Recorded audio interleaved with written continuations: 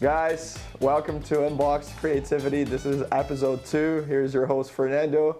Here's Emmanuel and Val. And today we're going to talk about some very interesting topics. Emmanuel, do you want to tell us what we're all going to talk about today? A couple of the things. We have a couple things going on today. We have our first films and what we learned from our first films. Awesome. And then at the end, Val is going to have the creative prompt for us, which is something we don't know yet, what question she's going to have.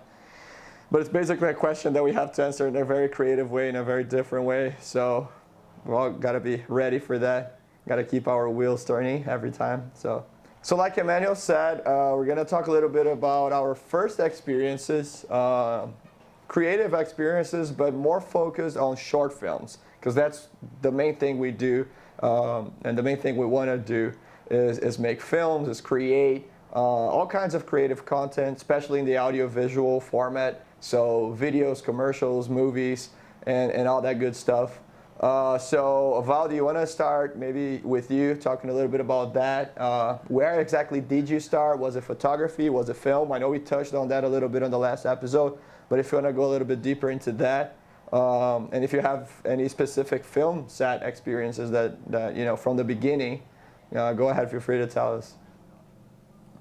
Well, yeah, I definitely land into all the filmmaking like kind of as a mistake, because it was the name of the career was audiovisual, and I was like, yeah, that's what I want sound, I want photography, you know, I knew that I want something there.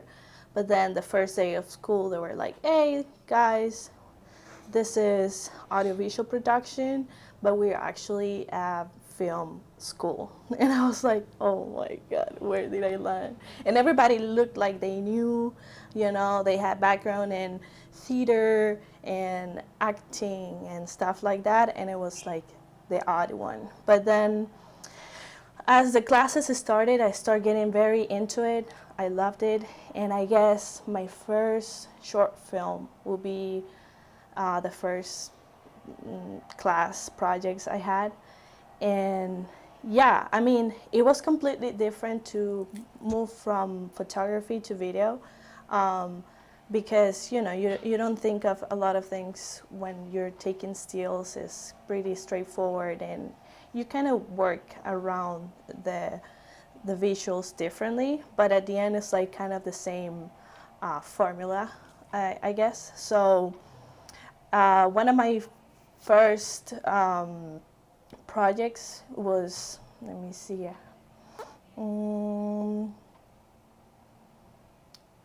wait. So just a quick question. Tell us a little bit about that beginning. That was when you were in Venezuela, or were you in the U.S.? And how long ago did you move to the U.S.?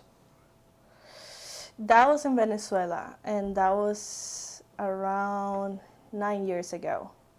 So Okay. I started filmmaking 9 years ago. My first film experience was like straight up school. So I guess like my first short film, it was this little story. It was just like homework for editing. So we'll have to create a story from zero, and I shot, I write, and I did everything for that one. And I adapted a story my friend Maria Jose did at the time, who was like a letter to Santa Claus, but in Venezuela we actually write letters to El Niño Jesus, which is different, but the Jesus baby. And anyways, I adapted her story into a film, and I had like the cast, and there was like 3 girls that looked really like each other. And, you know, it was like my first thing that I ever put together. But then when I show one of the girls' mom the story complete, she cried. And it was very emotional. It was very cute, too. Like, it was just like this girl who writes a letter and is thankful for the year. And, you know, like, it reminds when she was younger and stuff like that. So there was a lot of like timelines, and the editing was like, what was the homework about? But then I created this first story ever, and I think I remember, seeing like in class everybody was like, "Oh, that was good. You didn't do this before?" And I was like, "Yeah." It was like, "Oh," and also the reaction was like, "Oh, you're so cute," and I'm like. That's so funny. But yeah, that was like kind of the first thing I ever shot, planned for it, casted and edited, and it was for school. But after that, I kind of unlocked how to put together a moving picture. And from there, I think I had to wait a little bit because when I stopped university and moved here, I start from getting my GED. So I will be taking math classes and nothing that has to do with that.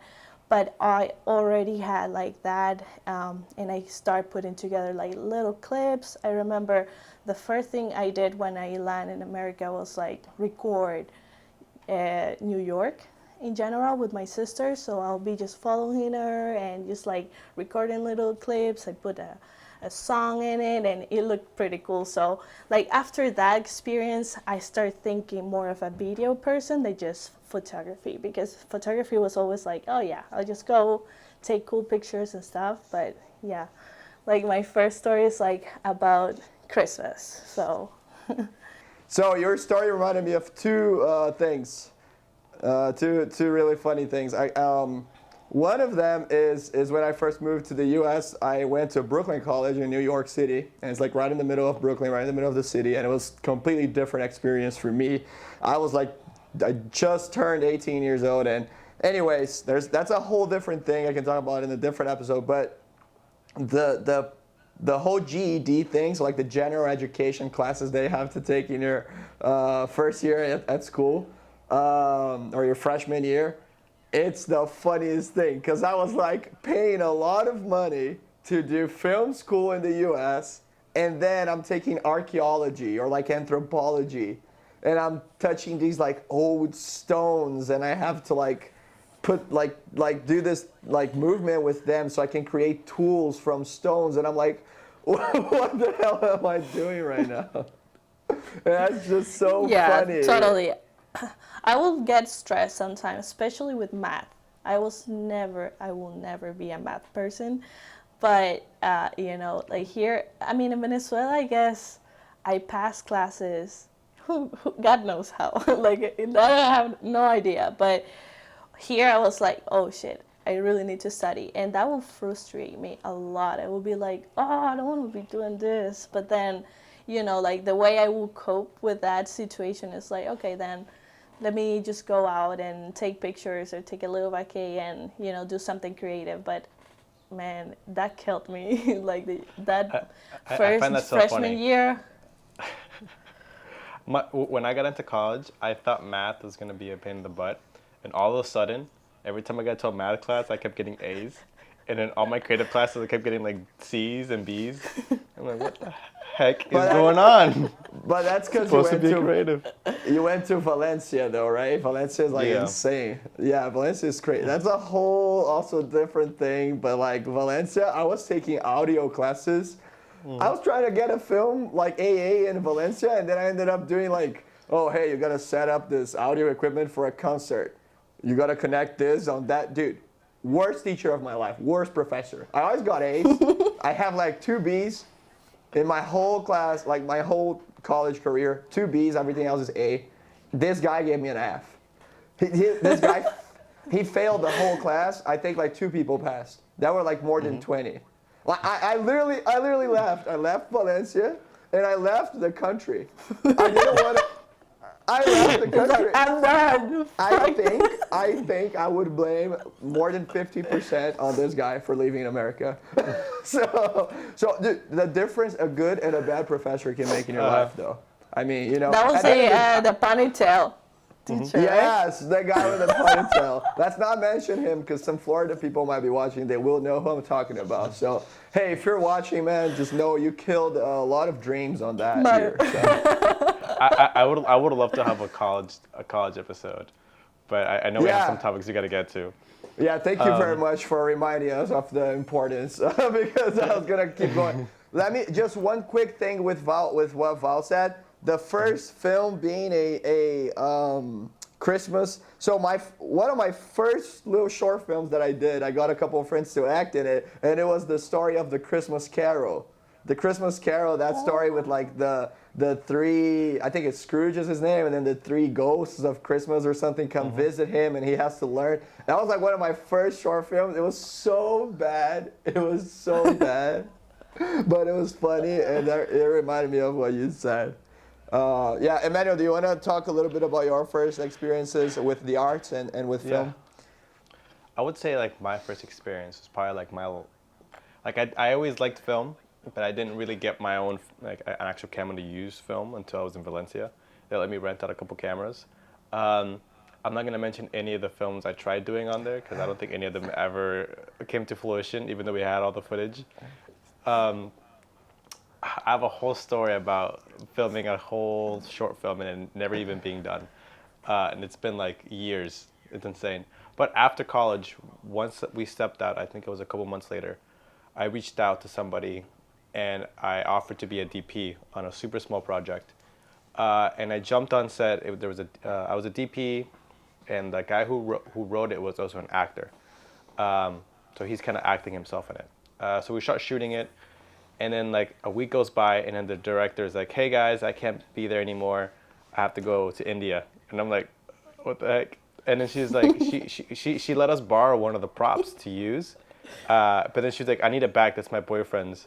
So you have to refilm the whole thing because now we don't have a jacket."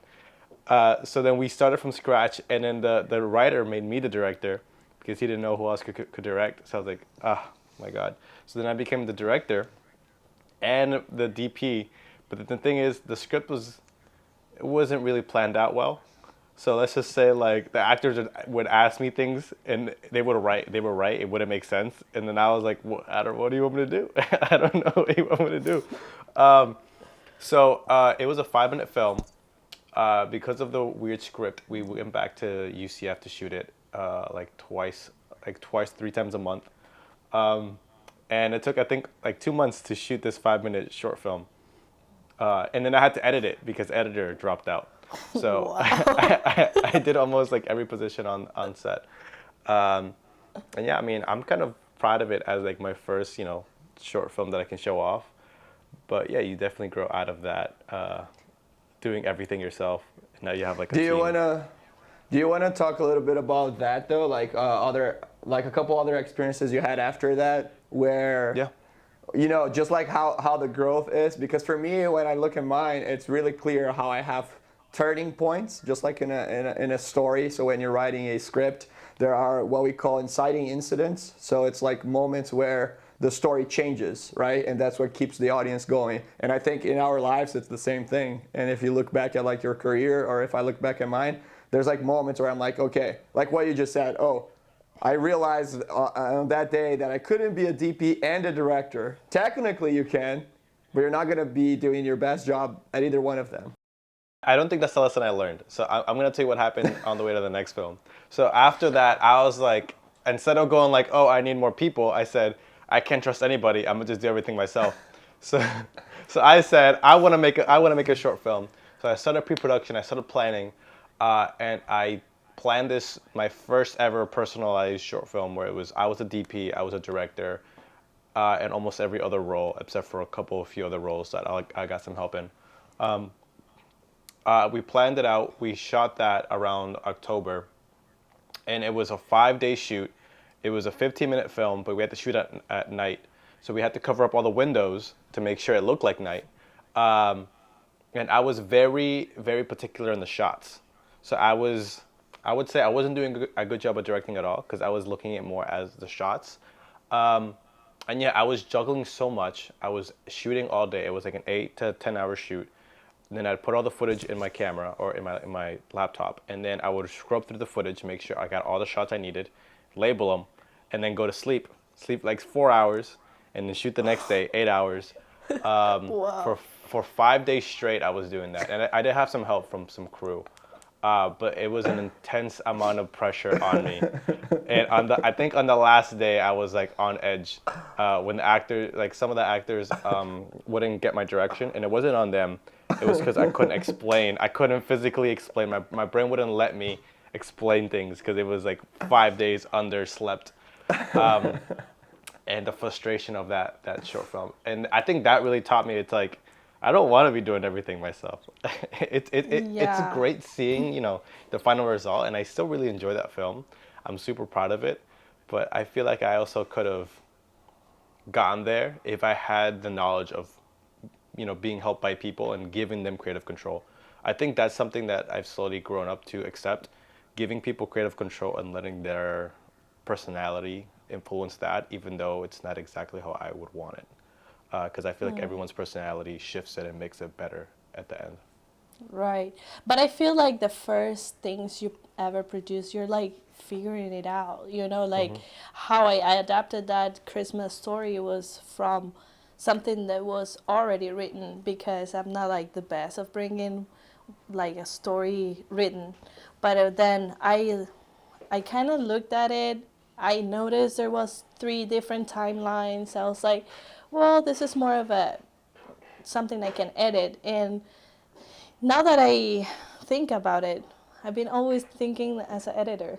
That is crazy. I just realized that. But yeah, when I saw that there are 3 main characters and they're all connected because they have these 3 stages, the story didn't, I don't think it was good or anything. It was for class. I know that I didn't suck too much. I mean, I passed the class and everything.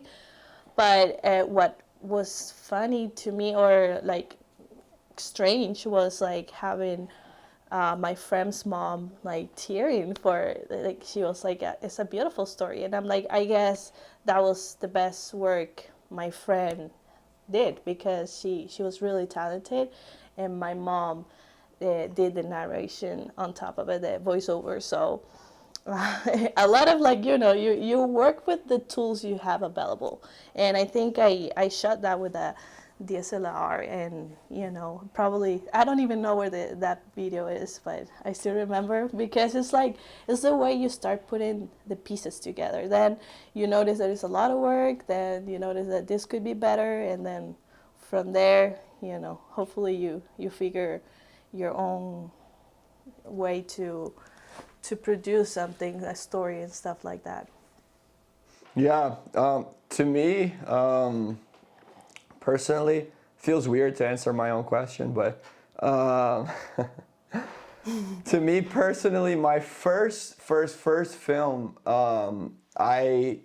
it was like, I only had my grandpa, who's a photographer. I mean, that's his hobby, it's not his profession, but if you look at his pictures, you're gonna say, all right, that's some of the best work I've ever seen from a photographer. It's insane, like crazy. Emmanuel, I'll send you some. Maybe you can put it over this so people can see. It's insane. And so he had this tiny little camera. Nobody had a camera in Brazil back then. So like, it was very rare to have a camera when I was little. I was probably like 6, 7 years old. I don't know, super young. And we did this short film just because I loved film and I loved to watch film. And I was like, why not try to make something? I don't know. It was just my idea to do that. And we were like, okay, what kind of stories can we do first? And I still do a lot of thrillers, and maybe that's why. My first film, I was like not even 10, I swear. I was probably like 8, maybe. It was, so there's a book by Edgar Allan Poe, one of the biggest horror movie or horror storytellers in history, Edgar Allan Poe, and it's called The Crimes in the Morgue Street. And so my street was called Genova, like in Italy, Genova. And so it was, so we called the film The Genova Street Murders, the crimes on Genova Street. So like 7 similar to years the title. old. I know, and it was it was the same story, or the same name from the Morgue Street, The Crimes in the Morgue Street by Edgar Allan Poe. And we did that short film. Of course, I mean, we shot it in a day. My cousin was there, so it was like me and my cousin, and we were this old rich couple, and I was playing the guy, of course, because I didn't have actors. I would have directed probably if I had somebody to act. So my first experience, funny enough, is, as an actor, and I recently got back to acting this year, And it was so just, it brought me back so many memories, and it also just, it was so revealing for me as a director to learn and to get back on that other side. I hadn't done that in years, but it was just such a great experience when I was little to get that. And I mean, I was always shy, but getting in front of the camera, you know, gave me that other side, that other perspective, doing that again recently. And so, I mean, it started for me super young. So I didn't really have an idea of like, oh, what am I learning? What am I going to implement? I want to follow this as a career. To me, it was just like playing soccer, watching whatever, cartoons, and then doing little films. And I did so many when I was little. I have like some of them on YouTube. Some of them are on YouTube. And I remember after that, one other step, and I guess that was still not professional at all. In Brazil, we don't have like, oh, you go to high school and you get on the film program or the video program.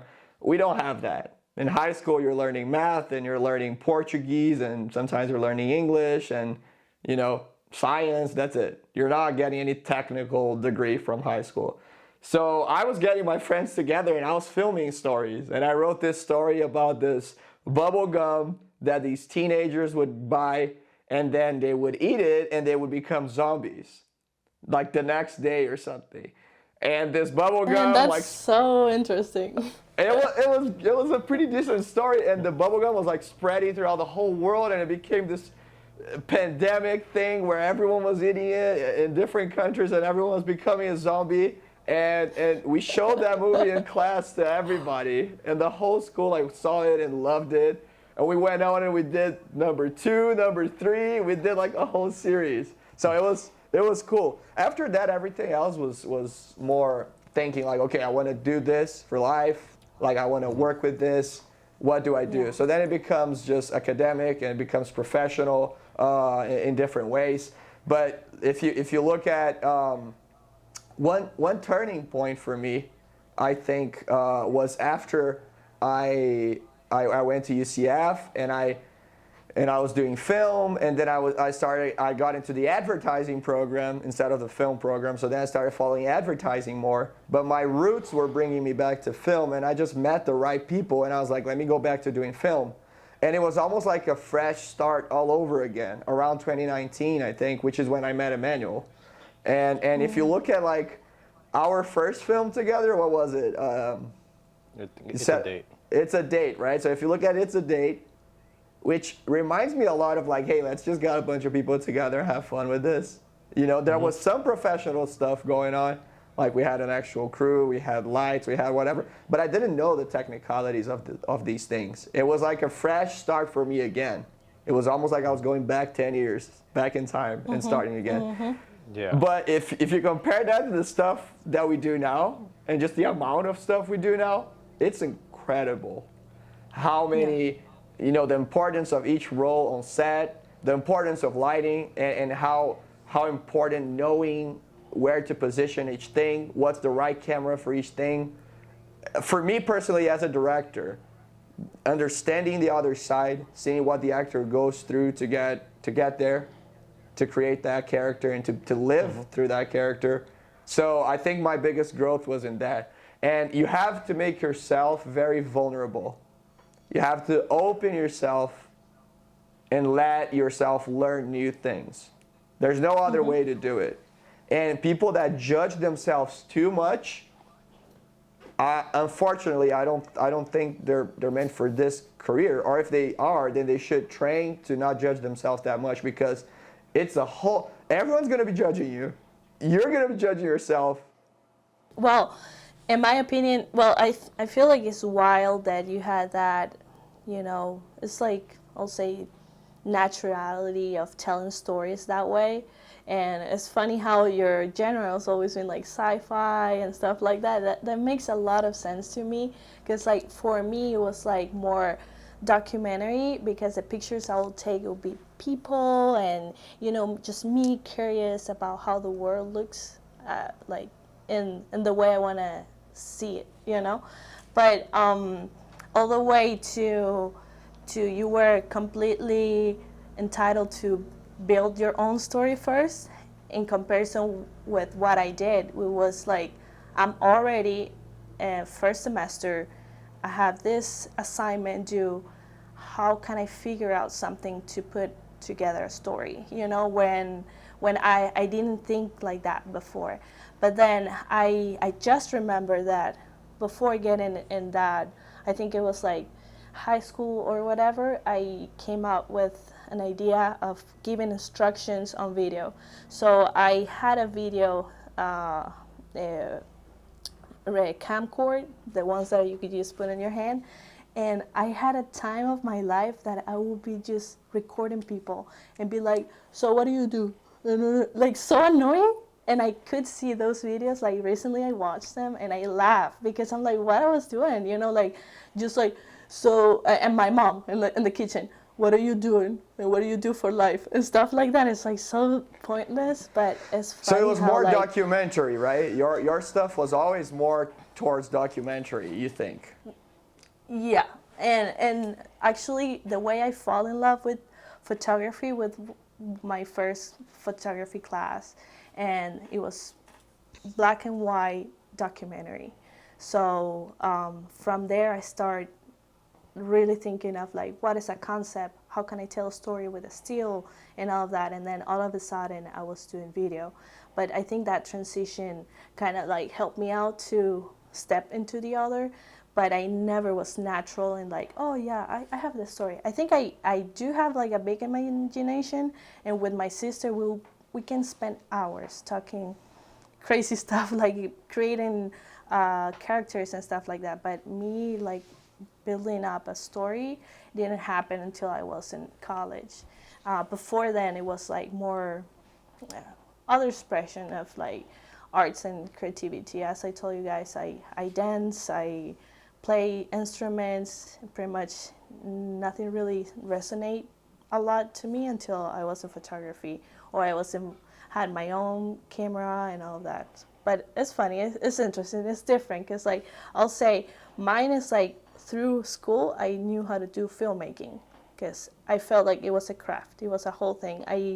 They explained me first how character development should look like, and then I was like, oh, let me put stuff in this timeline. And then when it comes to when I stopped and moved to America and started doing all the other studies like the GED and all that, I never stopped thinking that way. So I will have like more ideas for video recording.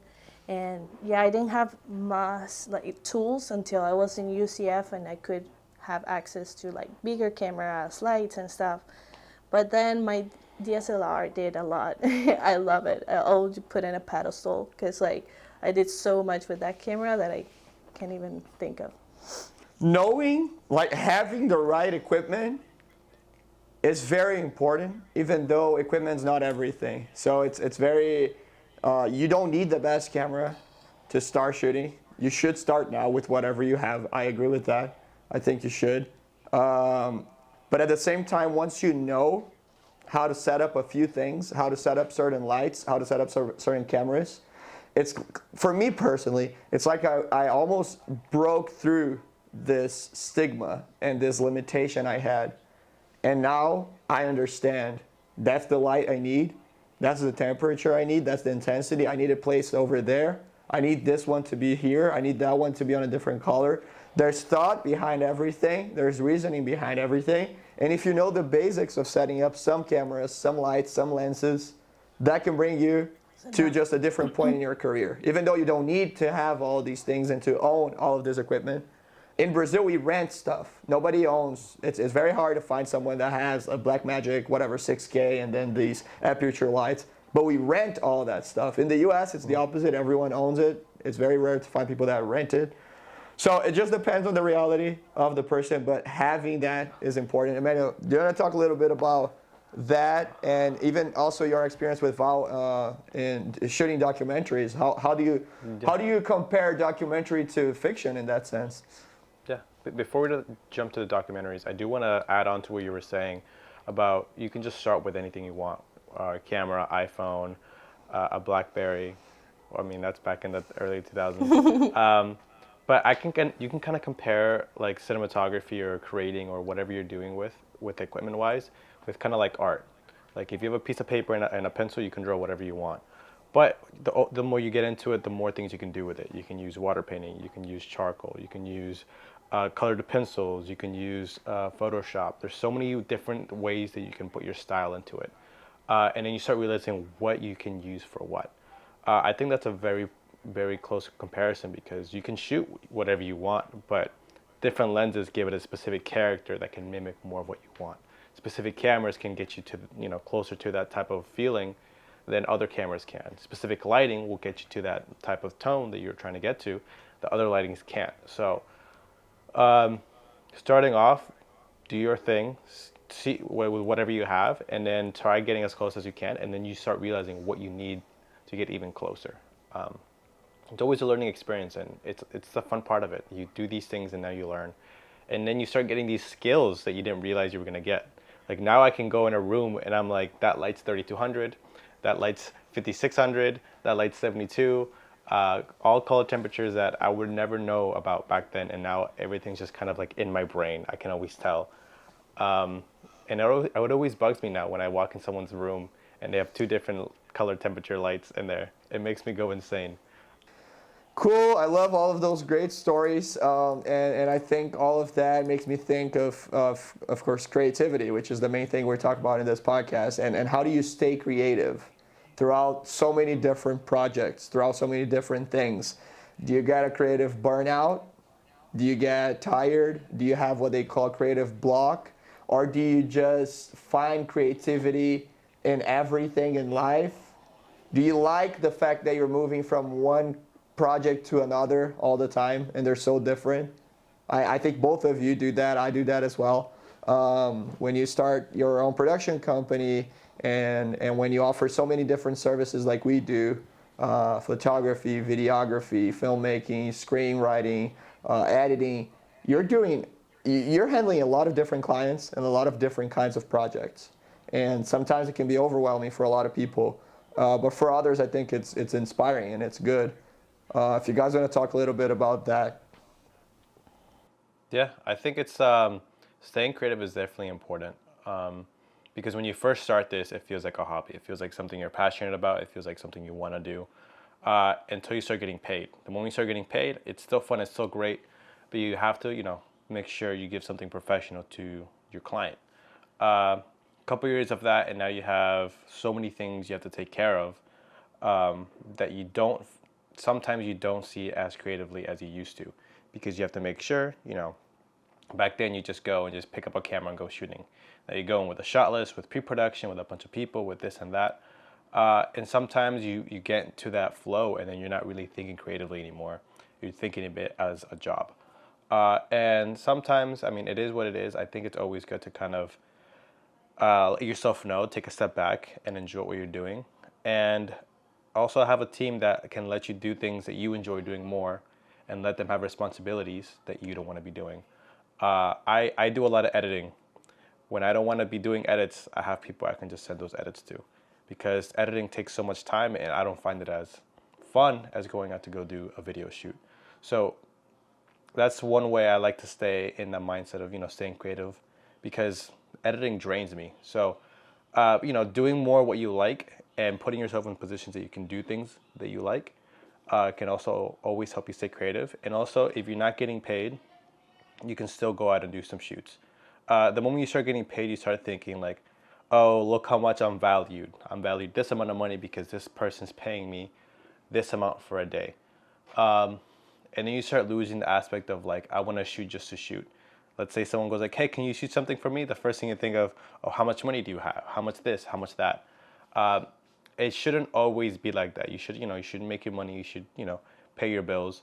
But you should also go and set up time to still do it creatively. Still do it kind of like a hobby. Still do it to kind of grow your craft and grow your knowledge of what you're doing as something that's fun.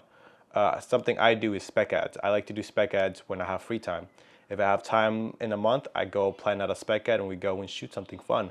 Something we haven't shot in a while, something brand new, something with a good idea. And then that kind of refreshes, and it makes me feel like how I felt when I first started doing filmmaking.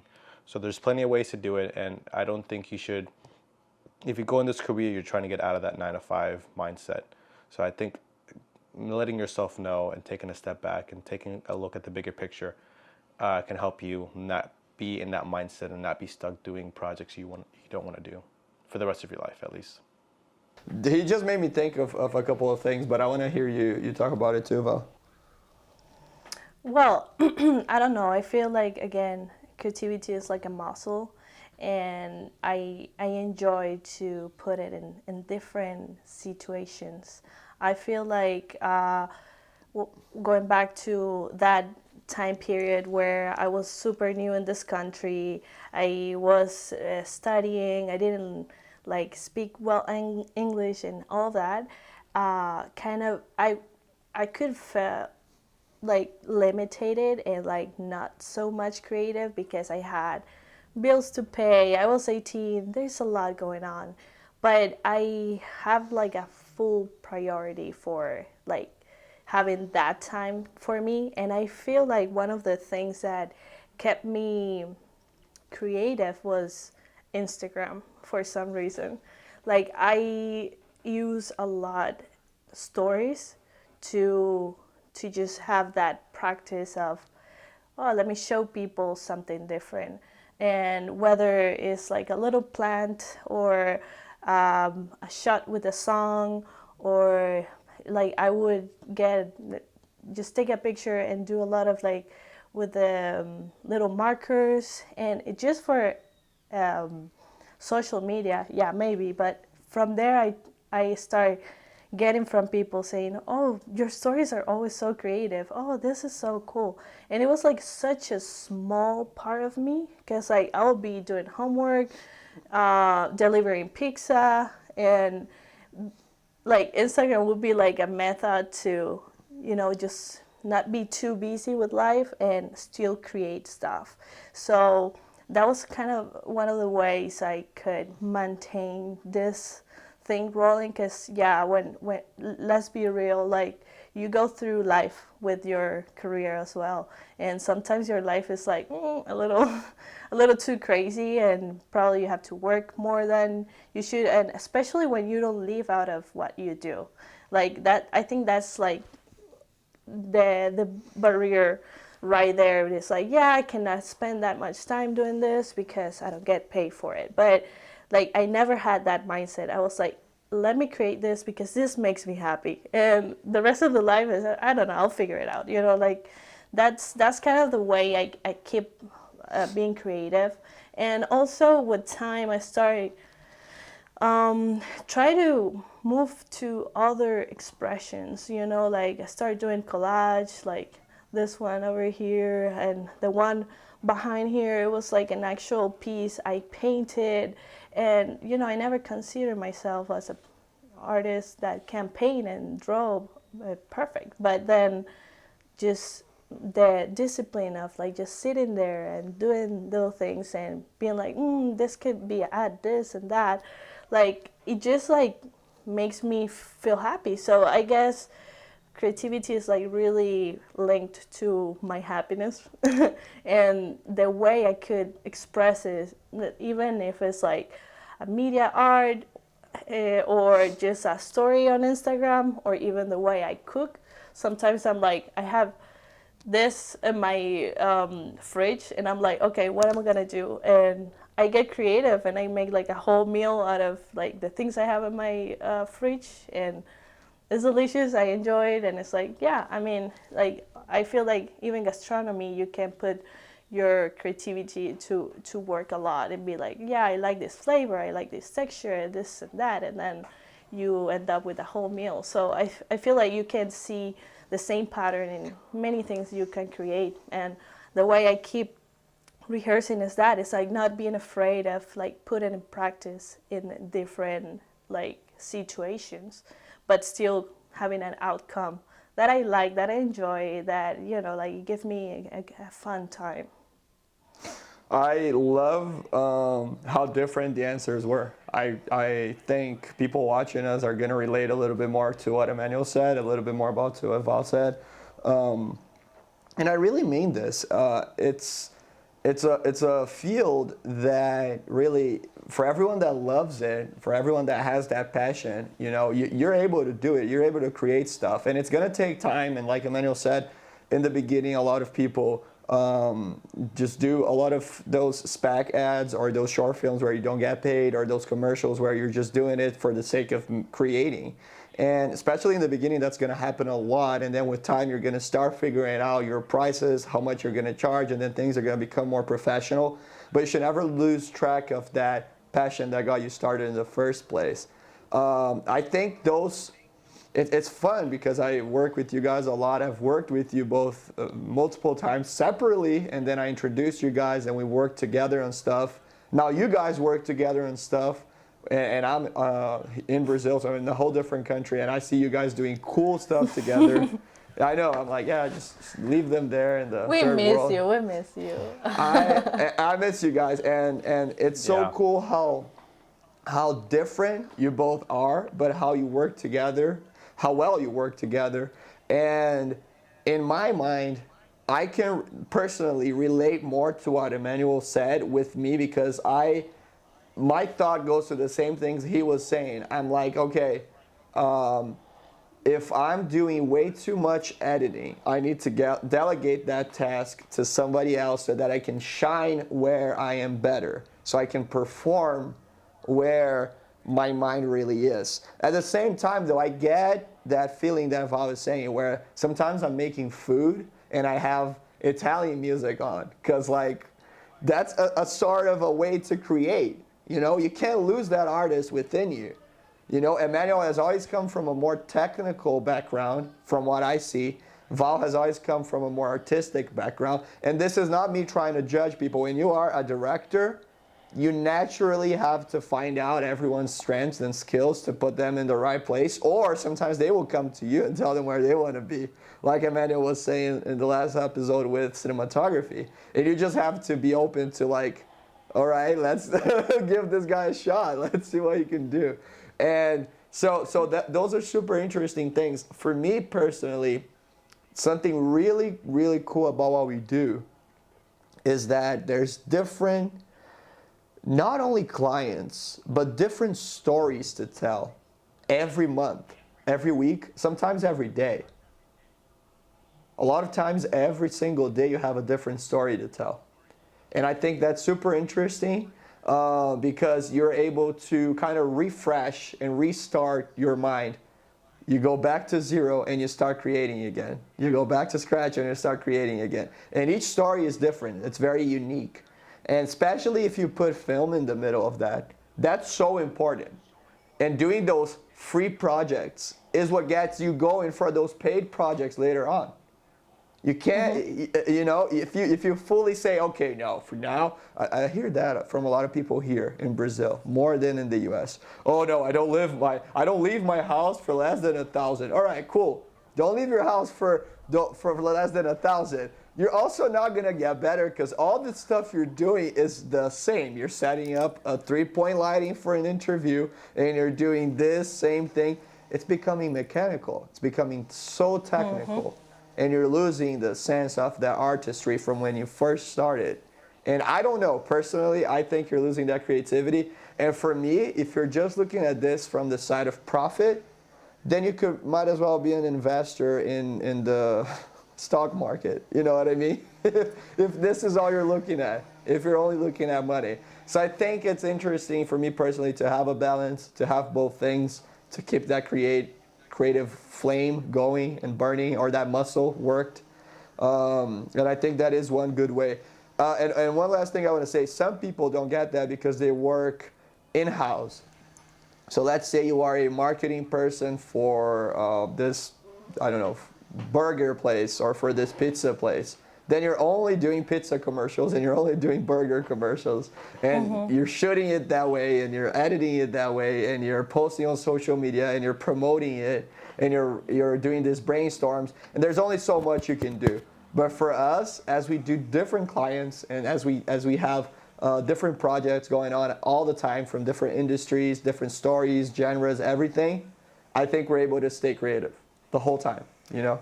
Yeah, Yeah, and like literally, as I mentioned, like creativity it can be expressed in any type of event, and us as a storytellers, as you know, video production people, we need to kind of step out of our own vision in order to be creative. Meaning, it's a product. You're not too related. You don't use that product, but you need to like get into the mindset in order to tell a good story, and that is a lot of giving up your own thoughts and everything, and just like not being afraid of see another spectrum of life in order to create something new. So for me, like having different clients, different completely different projects that it also end up to having the tool of video is kind of great. Like honestly, I recently I've been trying to get more into, you know, like if I can do something with the music industry, I would, or just the arts, or even myself putting out there. But I tell you, like I'm super creative with all the branding side, and I love to walk in a restaurant and see how perfect a menu can be, and like the whole experience of a place, and like in a second I'll be thinking of like, oh, I can make a video out of this, you know. I could get that person as my client because I already love what they're doing with their creativity. So sometimes my creativity gets influenced by other perspective, and I just like step out of my comfort zone and see differently in order to create something even that satisfies me, you know. I think But my it's like, take, I think my take from it is be an entrepreneur. Know that you want to make money with this. Know that if this is what you want to do professionally, then do it. But don't lose track of what got you started in the first place. Because it was the passion for Exactly. creating. It was the passion for making this and for doing this. Otherwise, you would have done finance. You would have done business. You would have gone to the stock Exactly. market. And I mean, there's nothing wrong with that. There's a lot of people out there making a lot of money with that. But if you're here and if you're doing this and watching this, you're a creative like us, and that's where your core is. So don't lose track of that. Make as much money as you want to, and that's important. Like Emmanuel said, pay the bills, but keep in track what got you started in the first place. Val, Yeah. we're running out of time. Do you want to tell us the creative prompt, or do you guys want to? Is there anything you want to finish, Emmanuel, before we get into that? I mean, you guys pretty much said everything. Just kind of try your best to stay creative, even though the more you go into it, there's more distractions. And yeah, I think you'll see a lot of fun in your career. yeah, stay out of your comfort zone, and you'll find a lot of you know, things that will spark your genius. I think that's my take in that situation, because you know, sometimes you open a door and then there's a whole world behind it. So that's kind of and just like work it out as you go to the gym though. Like don't think because you already have a point where you're not too amateur, but you're not professional. You don't get stuck on, yeah, I can do this well, because you need to practice. So, and technology is pretty wild. You guys know, like every year we face better technology, so it's not even you cannot put it aside for a while and be like, no, yeah, I already have a level that I like. No, I think there's way more to be explored. Yeah. But with that, let's go and jump into our prompt of today. So this is more of a situation, and do your take. Imagine your life is a video game. Emmanuel, we're gonna love this one. How do you get your bonus points, and what's your goal in each level? Go, Emmanuel. Emmanuel Bonus starts. points. Bonus points. Okay. I'm over here. It's funny because I'm over here like, what are bonus points in games? Because I haven't played that many games in the past year. But I would say my goal for each level, uh, and I think the older you get, the more you start realizing this. It's like just enjoy the level you're in, and explore everything you can at the time, and just kind of see what you can achieve in each level, and not think, oh, once I'm at level 50, I'm gonna have everything I want. Because let's say you get to level 50 and you realize all those things you could have done in level 20. Um, so enjoy the leveling system. I see a lot of people talk about like glitches in games. Oh, get this glitch and you're finished the game. And when people do that, you finish the game and then you're kind of done. You're kind of bored. You just that old GTA cheat code of having all the money, having all the cars, flying. You do that for a little bit and then you're like, okay, well, I'm done. I don't want to do this anymore. So I think it's a blessing to be, to have an end in your life, and it's with that comes every year enjoying the process with anything. And I guess bonus points would be just learning something new. Just because you do film, just because you do music, just because you do cooking doesn't mean you'll not enjoy doing other things. Okay, now it's your turn, Fernando. So I'll repeat it. Imagine your life is a video game. How do you get the bonus point, and what's your goal in each level?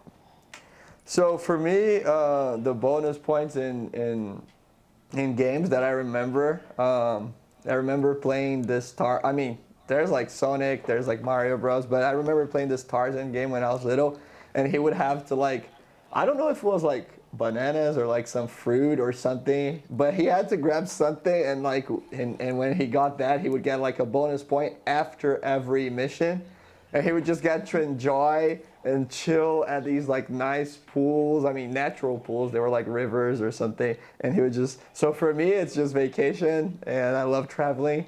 So the bonus points is after you put all this work the whole year, then you get to just vacay and chill and relax like Tarzan.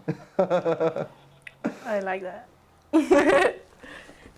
Just chilling. And then what will be, how do you get to the next level? Like how do you complete a level?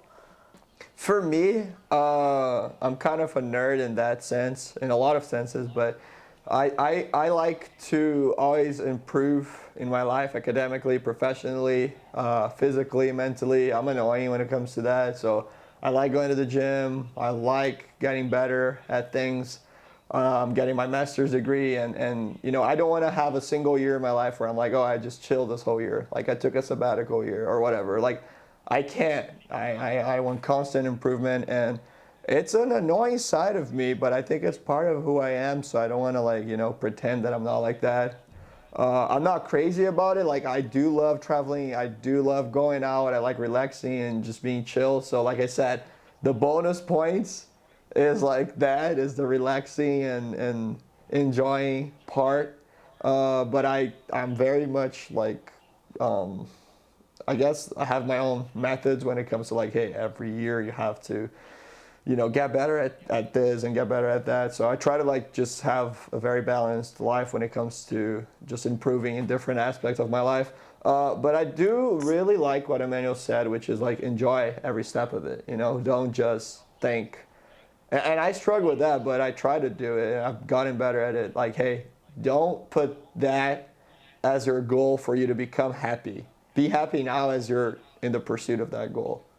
Enjoy the journey and not only the objective, the final goal. Enjoy the whole journey until you get there. I think that's something Emmanuel said, and that's super important to me. So how I feel, so you will be like, this is your character, you grab all your fruits and stuff, that is your bonus, and then to get to the next level, you accomplish something. Let's say you did something that, personally make you grow, yeah? Yes, exactly.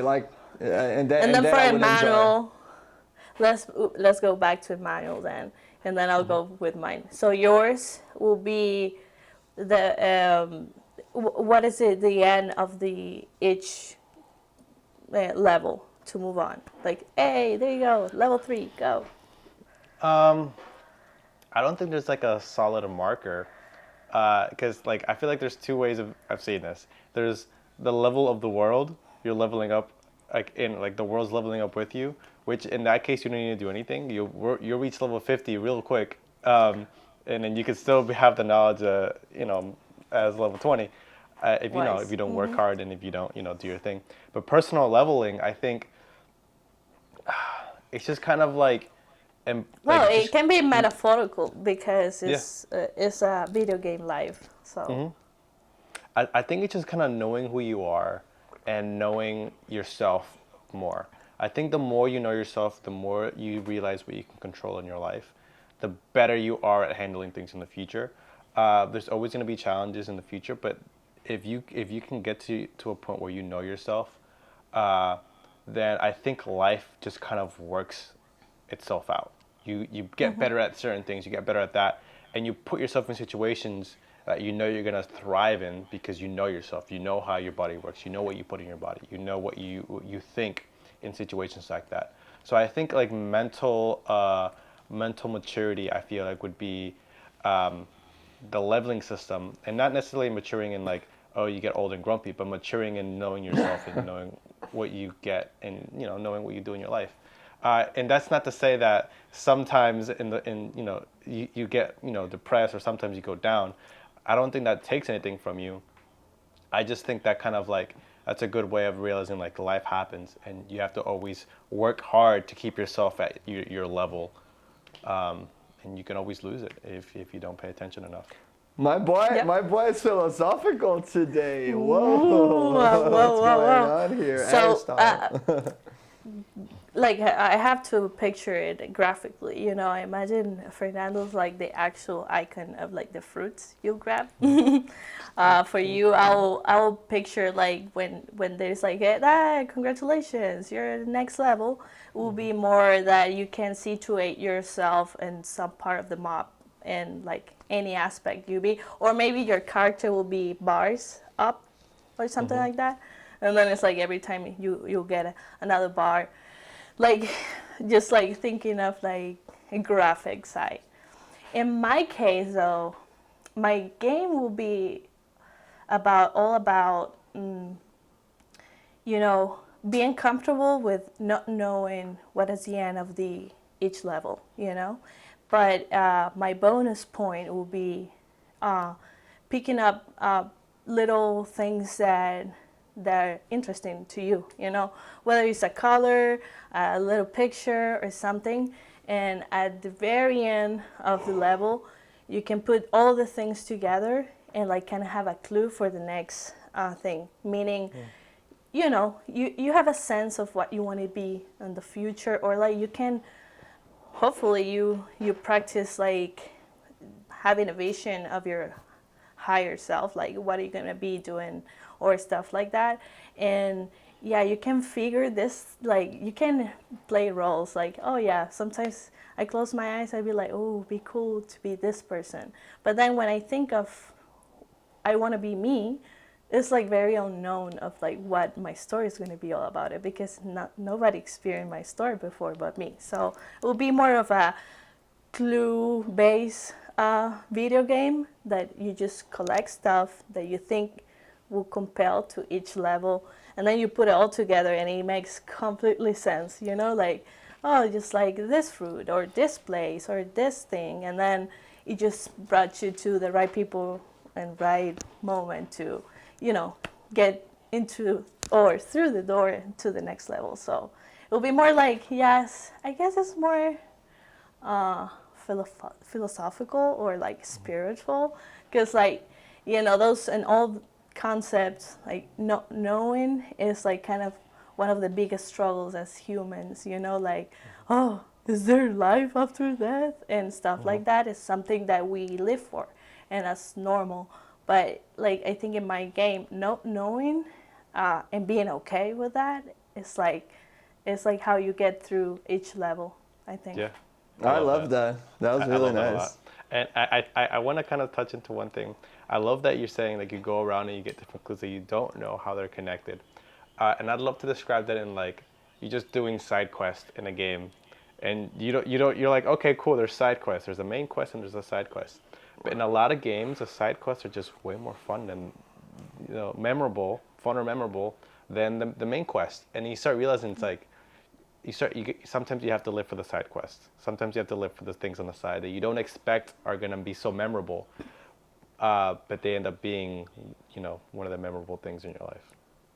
Yeah, I think that's super funny, and it relates to like what I was telling you guys. I'm so excited about doing like kickboxing, like it's something so random. It's such a side quest in my life. Like, hey, I already like going to the gym. I think this is already what I want to do in terms of like physical stuff. And then no, I'm doing this whole different thing, and it's a struggle, and but I'm learning so much with it, and I'm feeling more confident and stronger, and like it's a side quest, but I think it ends up impacting your main quest in life as well. So I love that. Yeah, like totally. In that sense, it will be like, your effort every day, getting better. It's like discipline, and then you can apply discipline to your whole career path and make things better, but it came from other things, I feel like I do bicycle, and it like helps me for that fact of resistance, like mental exhausting, and how to control when you're in that thing without getting desperate, and then you focus really hard on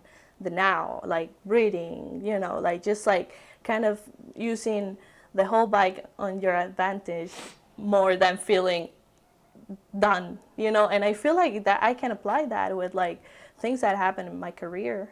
For example, like it's like, oh, I'm getting nowhere, oh, this is a slow month. Like we all know what a slow month hits here, and it's like, but then you have like other things going on that help you out to, like, for example, keep up being creative, being positive, like if you're not positive, you're not really too creative because you're judging your own creativity, I feel.